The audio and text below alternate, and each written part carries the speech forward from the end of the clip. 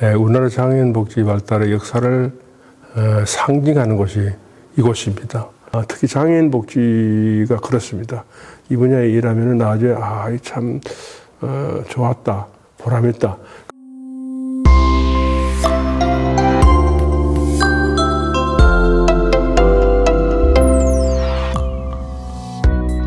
안녕하세요. 서울장애인종합복지관 개관 40주년의 기념의 자리에 오프라인 그리고 온라인으로 함께하고 계신 여러분 모두 환영합니다.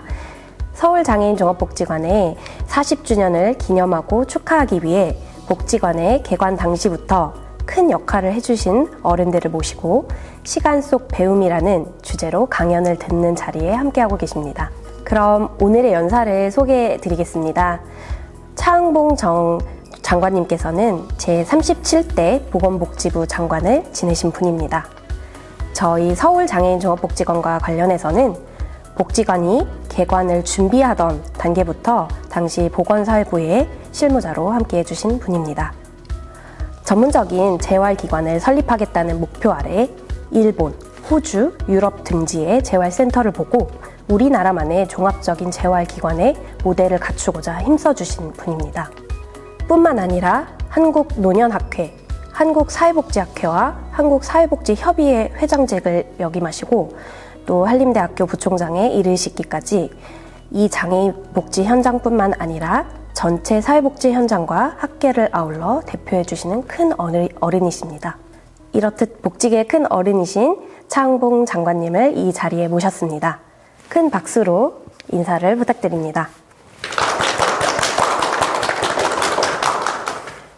네, 장관님 안녕하십니까? 네, 반갑습니다. 네, 오늘 현장에서 소임을 다하고 있는 여러 실무자들에게 전해주실 그리고 서울장애인종합복지관의 시작에 대한 이야기를 준비해 주셨다고 들었습니다. 네, 강연의 제목은 한국장애인복지관의 방향과 서울장애인종합복지관의 역할, 태동이라고 합니다.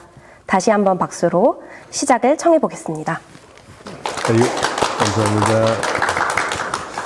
오늘 이 서울장애인종합복지관 개관 40주년을 축하하는, 기념하는 아주 의미 있는 자리에 제가 나와서 다시 우리 서울장애인종합복지관을 생각해보고 또 그리고 우리나라 장애인 복지의 발달 상황을 생각해보는 시간을 갖게 되어서 저로서는 개인적으로 참 뜻이 있고 그러면서 참 의미 있게 생각을 합니다.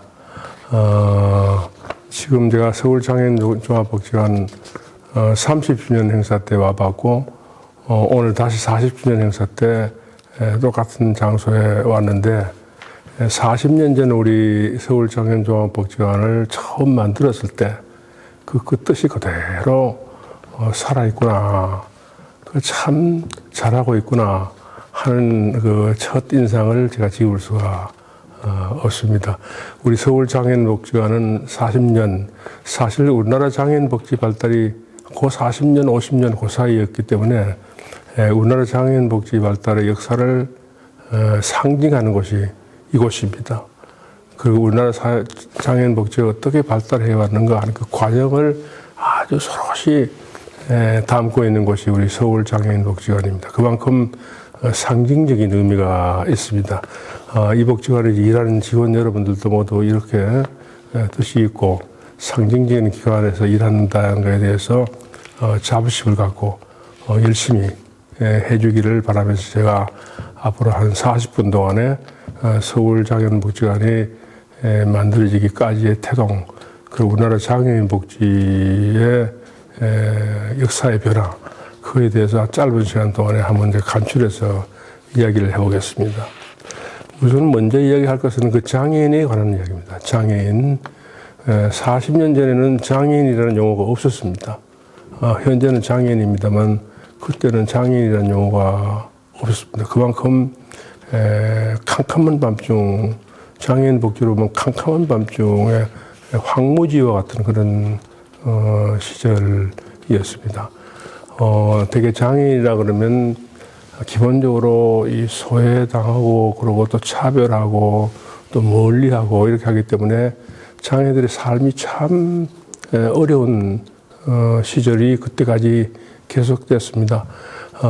그러니까 이 장애인복지관이 지금 1982년에 개관했는데 그 이전 70년대 이전까지 전체가 어떻게 보면 우리 대한민국 전체 역사에서 그랬다고 봐야 되니까 그때를 제가 뭐 크게 보면 하나의 캄캄한 밤중이었다 그렇게 생각을 하는데 그런 시절에 장애인들은 사는 게 굉장히 어렵습니다. 굉장히 어려웠습니다. 제가 그 1979년에 보건복지부의 장애인을 담당하는 사회과장을 할 때 직책상으로 장애인 실태를 파악하기 위해서 서울역전에 맹인들이 사는 집고촌이 있었습니다. 지금은 서울역 앞에 여러분 가보면 대우 스퀘어빌딩이라고 큰 빌딩이 있는데 그곳에 그 건물이 들어서기 전에 거기에 장애인들이 한 100여 세대가 맹인들입니다. 모여 살고 있는 집고촌이 있었습니다. 제가 거기 가서 한 3, 4일을 계속 같이 살면서 그분들하고 같이 생활하면서 장애인들 실태를 조사를 한 적이 있습니다. 그런데 그 맹인들, 시각장애인들의 직업이 없습니다. 그 먹고 사는 방법은 서울역전하고 남대문 시장 나가서 구걸하는 것입니다. 매일매일 구걸해서 하루에 뭐 500원, 700원 이렇게 벌어서 쌀 사고 또 연탄 사고 해서 하루하루 끼니를 먹고 사는 그런 실정이었습니다. 비가 오면은 동행을 못하기 때문에 그냥 굶어야 되고 그리고 또 밖에 나가서 일할 때도 경찰에서 단속을 하면은 아버지하고 어머니하고 또 어린아이가 데리고 있는 가족이 있었는데 셋이 함께 나가가지고 하다가 단속에 걸리면 아버지는 불황인 보호소로 가고 어머니는 부녀 보호소로 가고 아이는 아동 보호소로 그냥 국가가 어떻게 보면 경찰 제도가 강제 이사를 시키면서 그 시설에 수용했다가 어떻게 해서 도망쳐서 다시 여기 남산 맹인 집고촌에 역전에 서울역전에 모여서 눈물바다가 되는 그런 장면을 제가 봤습니다. 그만큼 우리 장애인들이 살기 어려웠습니다. 또 제가 그 담당 과장을 할 때 대구에 있는 어떤 그 농화자의 누나가 대통령한테 쓴 탄원서를 제가 청와대로 보내서 그걸 보건복지부로 내려와서 제가 읽어봤는데 눈물을 흘리지 않고는 읽을 수 없는 그런 얘기입니다.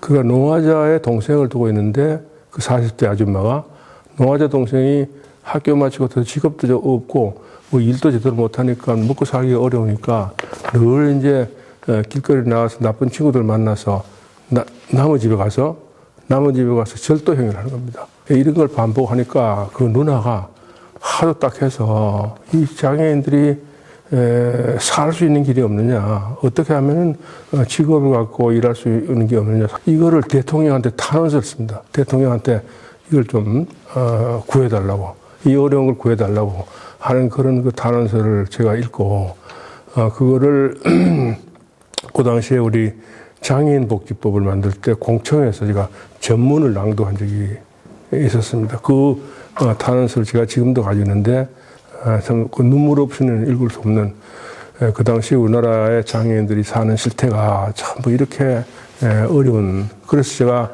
한마디로 캄캄한 밤중이었다, 이렇게 제가 이야기를 할 수 있고, 아까 장애인이라는 것도 용어도 지금은 장애인이지만 여러 가지로 경멸하는 그런 용어로 쓰고 있었고요. 그러다가 공적인 그런 기관에서도 불구자, 폐질자, 불구자라는 말이 갖추지 못했다는 뜻이고 폐질자라는 말이 쓰레기같이 버려야 된다는 얘기거든요. 사람을 지칭하는 용어가 공식적으로도 불구자, 폐질자 이렇게 쓰던 시절입니다. 그때 이걸 바꾸자 해서 만들어진 것이 현재 장애인이라는 용어인데, 장애인이라는 용어가 80년대 들어와서 만들어졌습니다. 제가 지금 이야기하는 거는 우리나라 장애인 복지 전체를 두들겨 볼 때 이 서울 장애인 종합복지관에 들어서기 이전의 상태는 완전한 황무지 상태였고, 장애인들이 사는 형편이 참 어려웠다. 많은 여성 장애인들이 부끄러워서 대문 밖을 나오지 못했습니다. 집안에서 늘 들어앉아 그 밖을 나오지 못했습니다.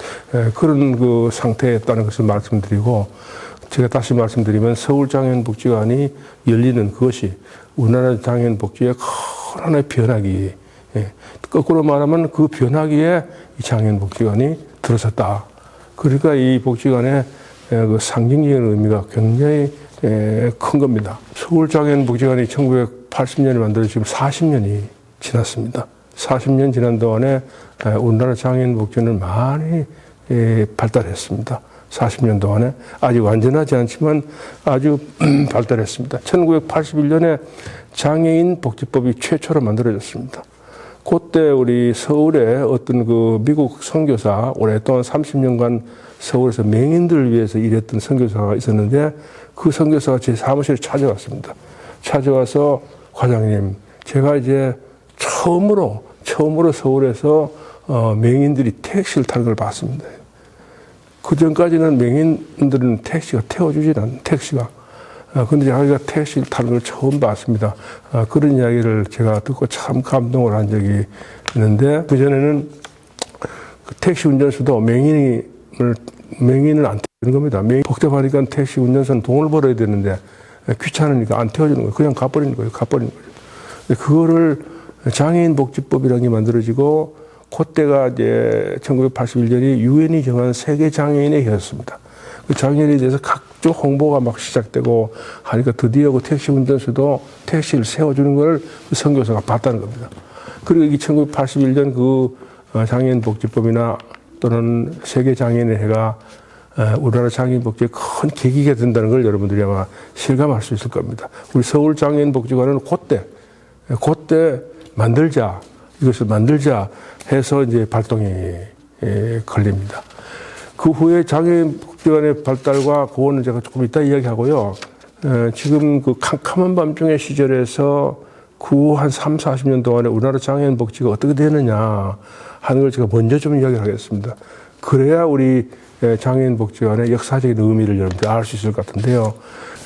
우리나라 장애인 복지는 그러니까 1980년부터 시작해서 지금까지 한 40년, 그러니까 서울장애인복지관이 개관하는 거하고 거의 비슷한 시점에서 40년간 발전해 오고 있는데, 많이 발전하고 있습니다.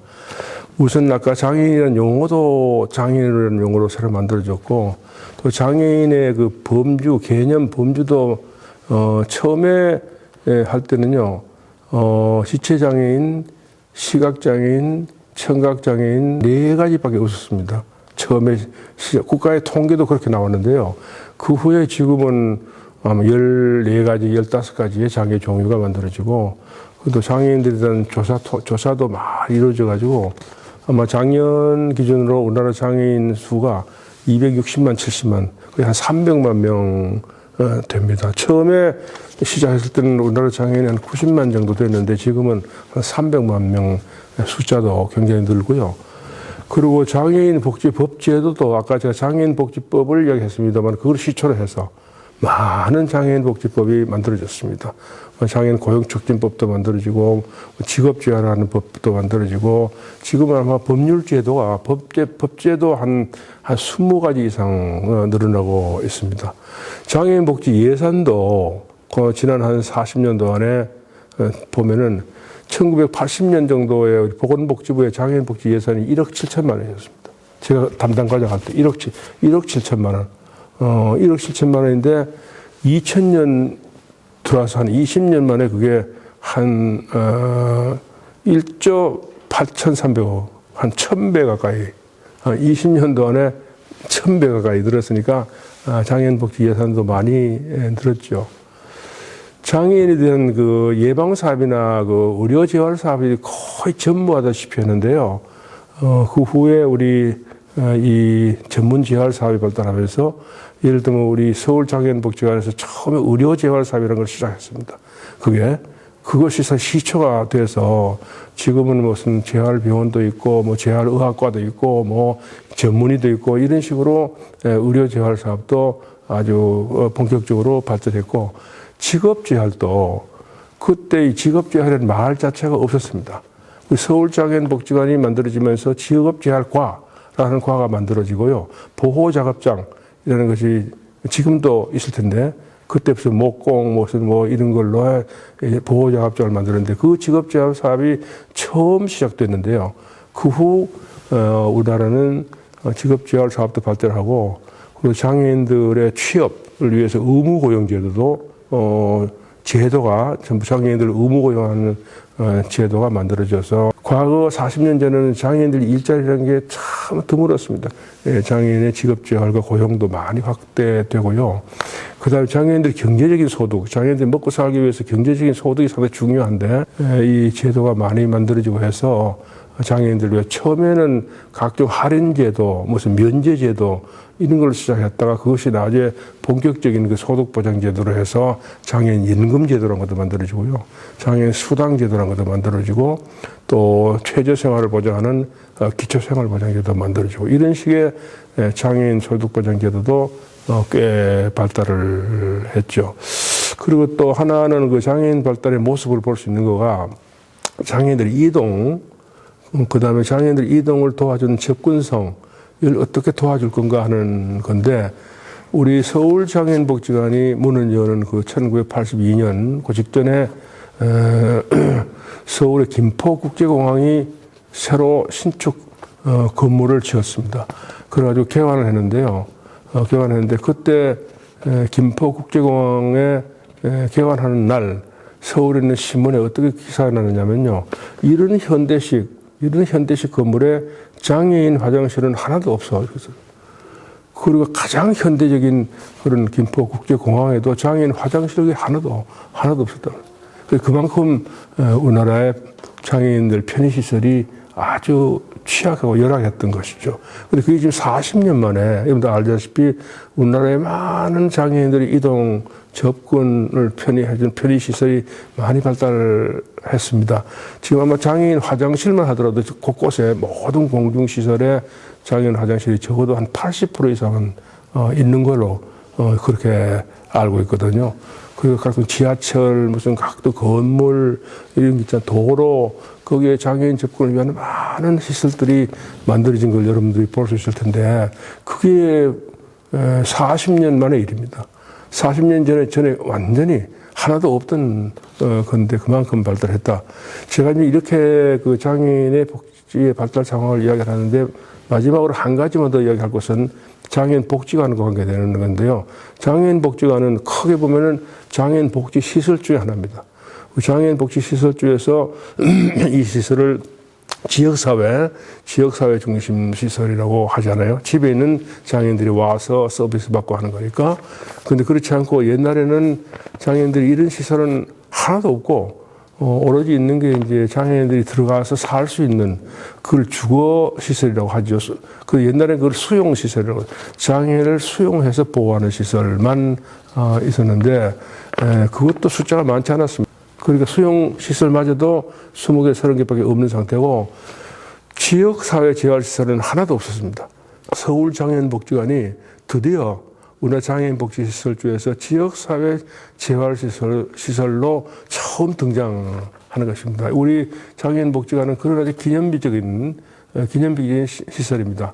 우리나라 지역사회 재활시설의 최초의 시설이라고 이렇게 보시면 될 것 같습니다. 그 전까지는 집에 있는 장애인들이 시설에 가서 무슨 서비스 받고 하는 게 없었다 그러냐고요.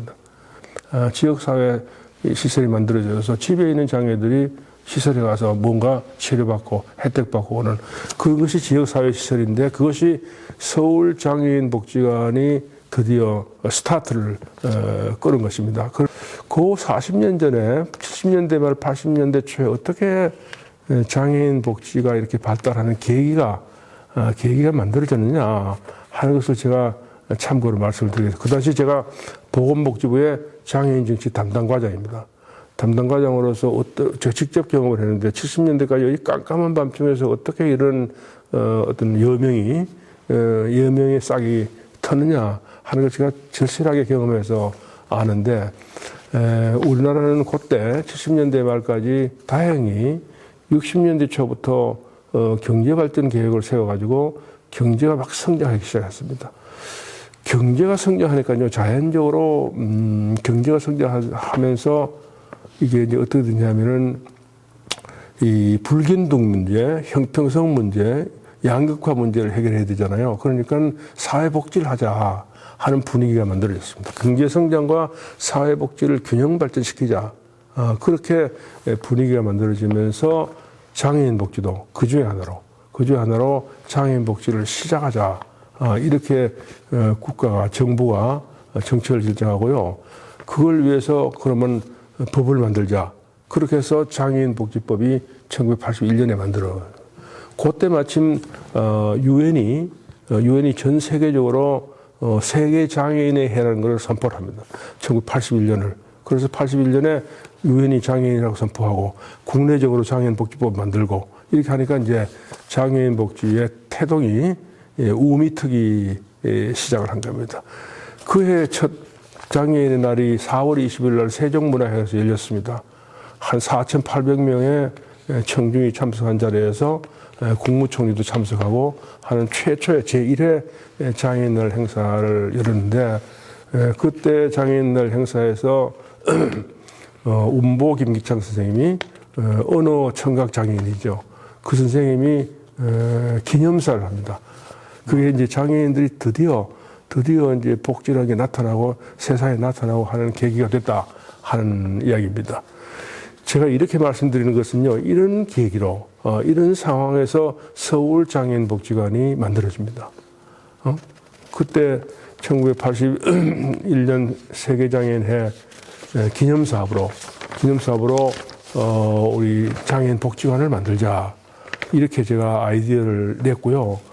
그때까지 장애인복지관 같은 지역사회에서 재활시설은 하나도 없는 상태에서 이제까지 수용시설이 아니라 집에 있는 장애인들이 서비스를 받을 수 있는 지역사회시설을 만들어야 된다. 그것을 깨우쳐서 알게 된 거죠. 그래가지고 이제 선진국에 한번 가보자. 해가지고 일본, 그 다음에 호주, 그 다음에 유럽, 미국 출장을 다니면서 그 나라의 지역사회 재활시설을 견학을 했습니다. 가봤더니 아주 발달되어 있어요. 일본의 도쿄에 있는 국립재활원, 그죠? 호주의 시드니에 있는 그 퀸 엘리자베스 리해빌리테이션 센터. 그때 가봤더니 장애인 재활시설이 참 멋들어지게 만들어져 있고요.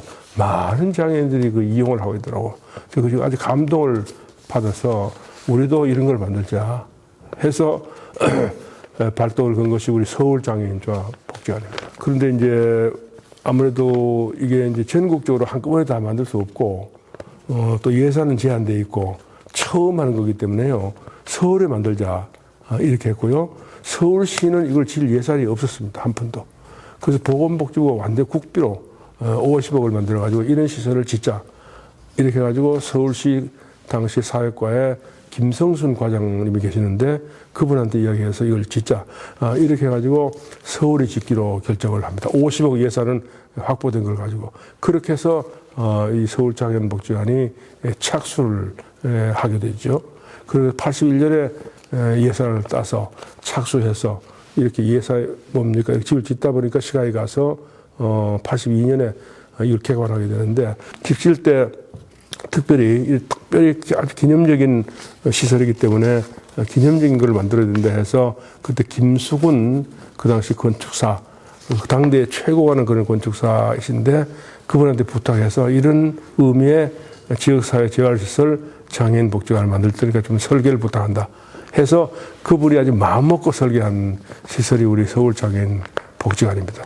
그 당시에 아마 설계로는 이 정도를 할 수가 없었는데 참 그 선생님이 아주 선진국의 여러 가지 시설도 많이 검토하시고 집을 잘 지어가지고요.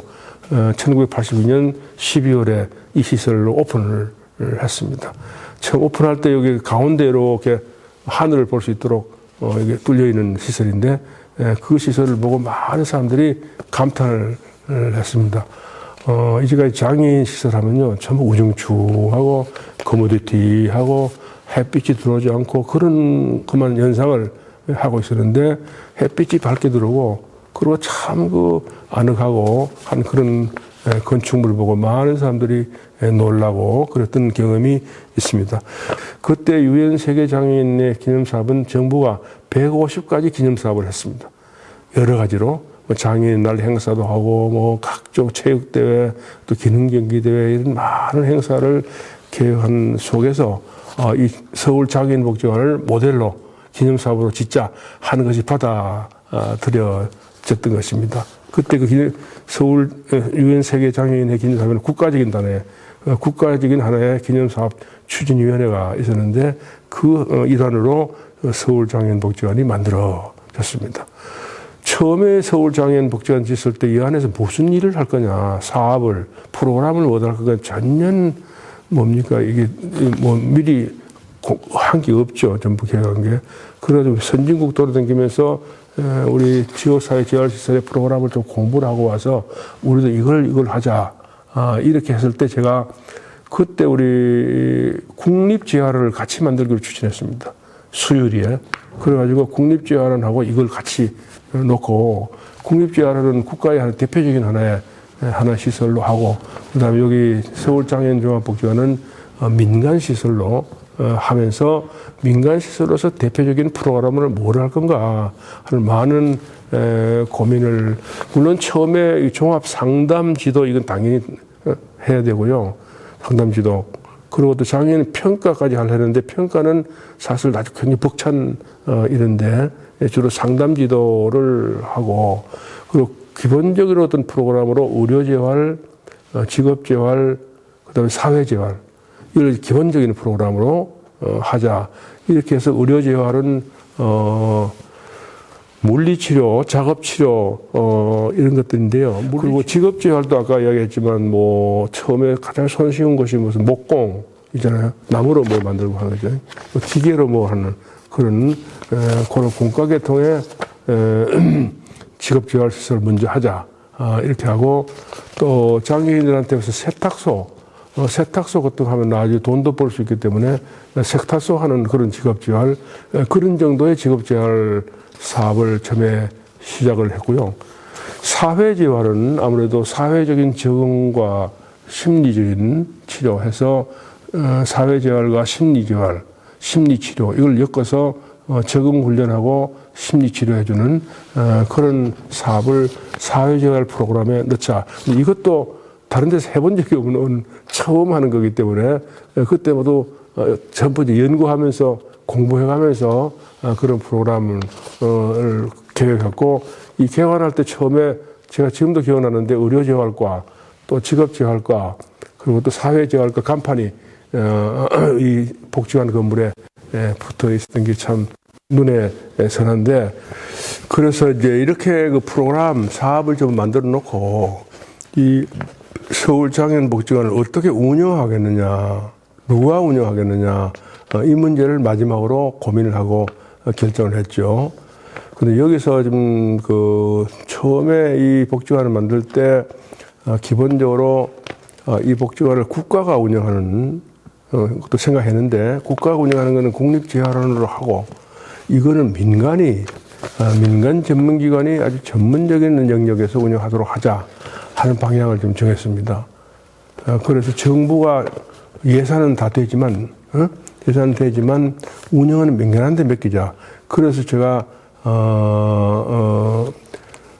이 민관 합동 그러니까 이 관이 세우고 그다음 민이 운영하는 관립 민영 관이 예산을 대해서 세우되 운영을 민간이 하는 걸로 그런 기본 방침을 정했습니다. 이것이 아마 서울장애인복지관의 그 최초의 모델이라고 볼 수가 있는데 정부가 예산을 대고 운영을 민간한테 맡기는 겁니다.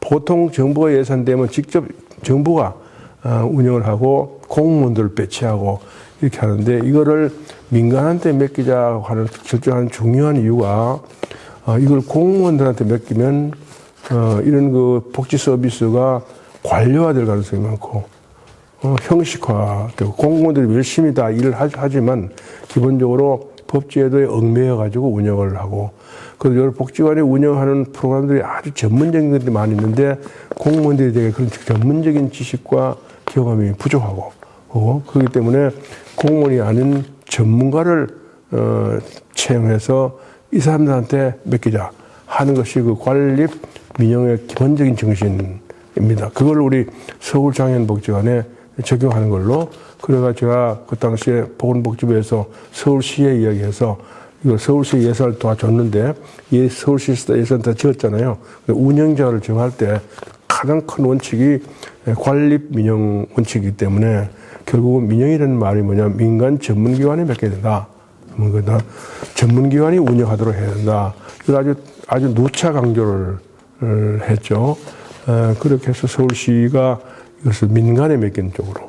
그래서 그 당시에 아마 최초의 수녀회, 그 영원한 도움의 수녀회인가? 그 수녀회에서 이걸 맡아 하는 걸로 하고, 그 수녀회도 또 이야기했습니다, 제가. 수녀회가 다 여러 정신은 다 좋지만 실제 운영하는 데서는 전문가의 손이 필요하다. 그때 반드시 전문가를 채용해야 된다.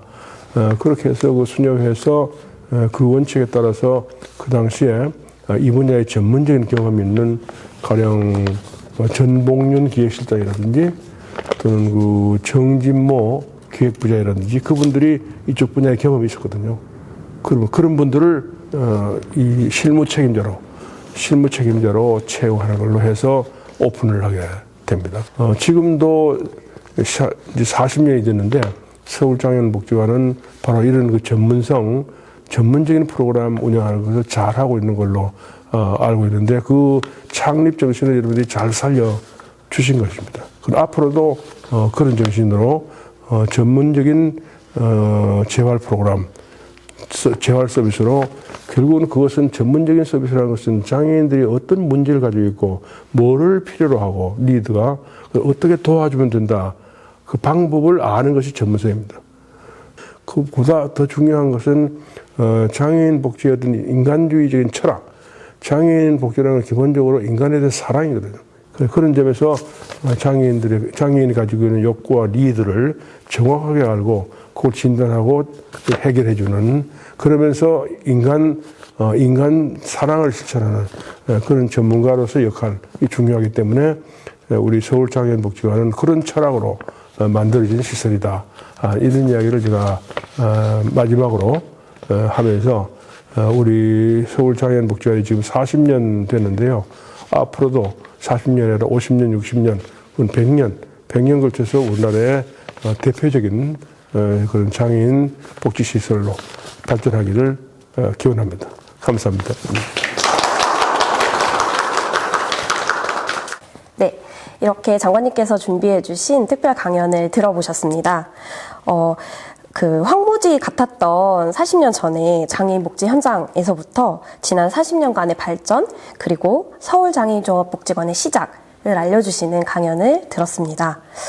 저도 현장에서 근무하는 실무자로서 오늘의 강연을 감회가 참 새롭게 들어봤는데요. 특히 캄캄한 밤중이라는 표현이 참 와닿았습니다. 그 어두운 시간들을 뚫고 새벽을 가져와 주신 장애인복지 현장의 선배님들께 깊은 감사를 표하고 싶습니다. 그런데 또 이렇게 강연으로만 만나 뵙기는 저희가 또 아쉬움이 있어서 준비해본 질문지들이 있는데요. 제가 이렇게 5가지의 질문지를 준비해봤습니다. 여기서 질문을 뽑아서 저에게 전달해 주시면 제가 질문을 읽고 답변을 청해보겠습니다. 그래. 내가 뭐 초록색 뽑을까요? 자, 네. 이게 다 잊어버려. 초록색 질문지를 뽑아주셨는데요. 한번 확인해 보겠습니다. 예.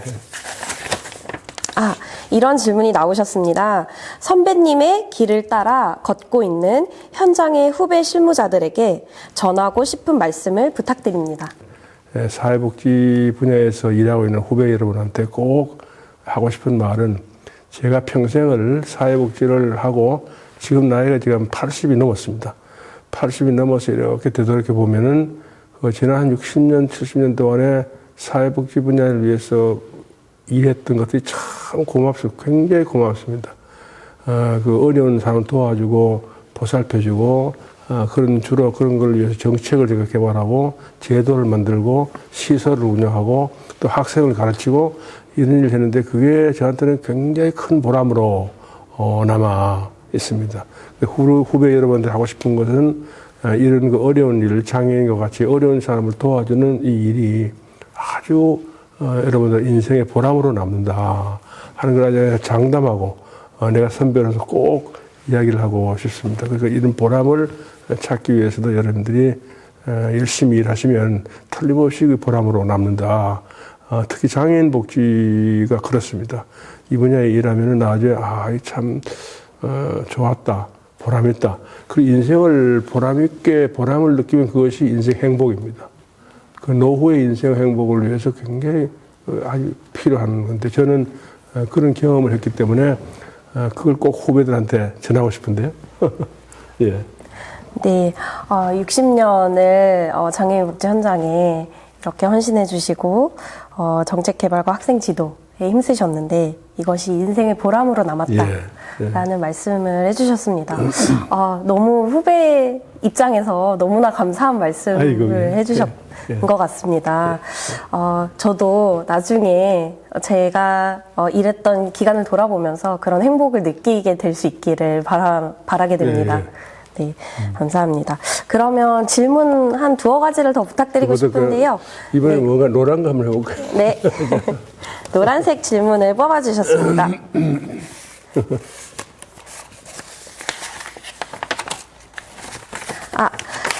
아까는 후배들에게 전하는 메시지셨다면 이번에는 저희 기관에 전해주시는 메시지인데요. 서울장애인 종합복지관에 대한 기대와 격려 말씀을 부탁드립니다. 네, 제가 꼭 여러분들 부탁하고 싶은 것은 서울장애인 종합복지관이 우리나라 장애인 복지 역사에 아주 중요한 그런 기관이고 상징적인 기관이다 하는 것을 꼭 좀 인식해서 그렇기 때문에 우리 서울장애인복지관에서 하는 일을 여러분들이 열심히 해서 원래 복지관 설립 목적에 맞게 많은 장애인들한테 필요한 서비스도 제공해주고 또 장애인들이 잘 살 수 있도록 도와주는 그런 것을 여러분들이 꼭 했으면 좋겠다 싶고 마침 제가 40년 후에 우리 서울장애인 종합복지관에 와봤는데 처음에 만들었을 때의 그때의 그 시설과 그 프로그램이 거의 그대로 뿌리를 내려서 좀 가지고 있다 하는 사실 자체가 굉장히 큰 복지관의 역사와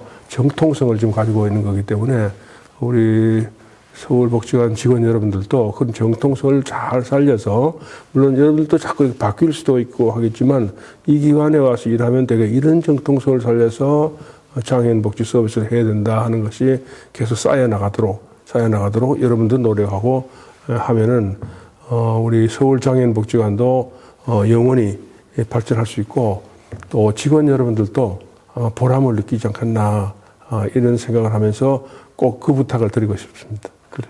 예. 네, 감사합니다. 저희 후배들에게도 전하는 말씀을 함께 또 해주셨는데요. 설립 목적을 상기하면서 또 장애인 복지 현장에 기여하라는 말씀을 해주셨습니다.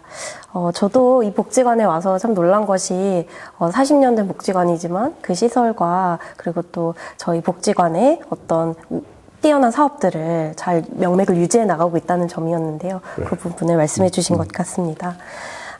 네. 그러면 또 마지막으로 한 질문을 더 부탁드리고 싶습니다. 이거 하나 볼까요? 네. 이거 노란색. 네. 마지막 질문 한번 열어보겠습니다. 네. 이번에는 조금 개인적인 질문으로 넘어가 볼 텐데요. 그래요? 네. 인생 2막과 3막으로 준비하고 계신 것이 있으신지를 묻는 질문입니다. 네. 제가 이제 인생 2막, 3막이 모르겠는데요. 저는 이제 1막 쪽은 지났지 않겠나 생각을 하는데요. 되게 제가 그 직장 생활 전부 하고 다 해서 마지막으로는 대학 교수 정년 퇴임하고도 지금 얼마입니까? 지금 15, 16년 정년 퇴임하고도 한 15, 16년 지났는데 저는 그 대학 교수 정년 퇴임하고도 한참 동안에도 공직에서 일하고 해서 나이가 아마 75까지는 일을 했습니다. 사회복지 분야에서. 마지막으로 한국사회복지협의회 회장도 2017년까지 한 5, 6년 전까지 하고 그랬는데요. 그 후에 제가 이제 그도 평생 한 것 중 하나가 노인 문제이기 때문에 세계노년학회 회장으로 또 다시 한 5, 6년 동안 일해서 사실상 공적으로 사회활동하는 거는 거의 최근까지 이제 했다고 볼 수 있습니다. 그래서 이제부터 아마 2막이 아닌가 이렇게 생각을 하는데요. 나이가 이제 70, 80대에서 이제 2막을 시작한다고 보면 될 것 같고요. 근데 나이가 이렇게 되니까 이제 앞으로 제가 해야 될 것은 이제까지 했던 것은 정리도 하고 또 필요하면 이렇게 후세에 남기기도 하고 그렇게 해서 책도 쓰고 제 전공 분야에서 장애인 복지, 사회복지 뭐 이런 분야에서 책도 쓰고 또 뭐 후배들한테 남길 것도 남기고 하는데 제가 그 금년에 우리 장애인 복지의 역사, 우리 한국 장애인 복지 역사를 담은 책을 하나 이렇게 제가 했는데요. 이렇게 간행을 했습니다. 이 책의 제목이 어둠을 뚫고 새벽을 열다입니다. 캄캄한 밤중에 어둠을 뚫고 우리나라 장애인 복지의 새벽이 열리는 그 과정을 제가 담고 있고요. 그 새벽이 열려서 어떻게 됐느냐 하는 것도 제 안에 담고 있는데 이 안에 당연히 서울 장애인 복지관 이야기가 나옵니다. 여기에 보시면 서울 장애인 복지관이 그런 캄캄한 밤중에 어떻게 이것이 시작되느냐 하는 걸 나오는데 이런 식으로 장애인 복지에 대해서 책도 하나 쓰고요. 또 제가 전공하고 있는 노인 분야에 요새 저출산 고령사회, 특히 고령화 사회 인구 문제가 커지는데요. 빈곤, 질병, 그다음에 뭐 무지 이런 그 어려운 속에서 제가 전공을 이쪽 분야로 들어왔다 했는데 그 중에 하나가 질병과 의료 문제입니다. 그게 어릴 때 굉장히 그 참 많은 경험을 했는데 또 제가 평생 일하면서 국민들의 질병과 의료 문제를 해결하기 위해서 제가 그 건강보험제도를 만드는데 아주 평생을 바쳐서 일을 했습니다. 우리나라 건강보험제도를 그리고 50년 역사의 건강보험과 씨름하고 건강보험 때문에 인생에 많은 곡절도 긋고 그랬는데요. 그 인생의 곡절도 정리하고 또 우리나라 건강보험의 방향도 설정하는 그런 책을 현재 준비하고 있습니다. 이런 식으로 제가 전공 분야에서 여러 분야의 책을 좀 정리하는 게 아마 지금부터 인생 2막에서 해야 될 중요한 게 아닌가 이렇게 생각이 되고요. 그건 구체적으로 할 일이고 그러면서 한 인간으로 살아가는 데 있어서 삶의 어떤 태도, 살아가는 방법 이것도 인생 2막에서 굉장히 중요한데 저는 기본적으로 지금 이제 80 넘은 시점에서 인생의 삶을 담담하게 어떻게 살 건가 하는 생각을 하면서 제가 만들어낸 말이 웰에이징입니다. 아주 잘 늙어간다 할까요?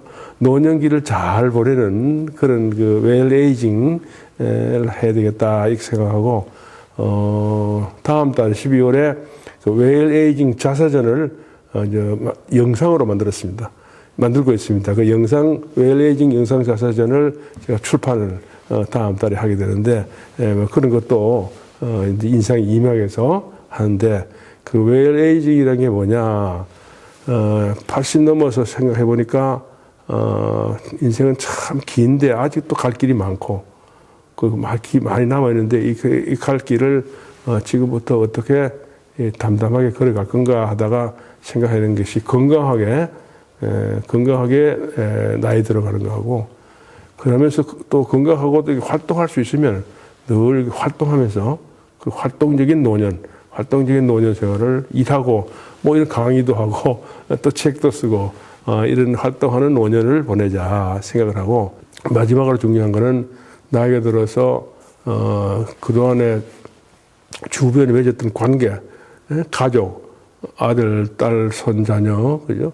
그리고 또 친구들, 그리고 이웃들, 생활하면서 만났던 많은 사람들하고의 관계를 그대로 유지하면서 그걸 제가 통합적인 노년 생활을 살자.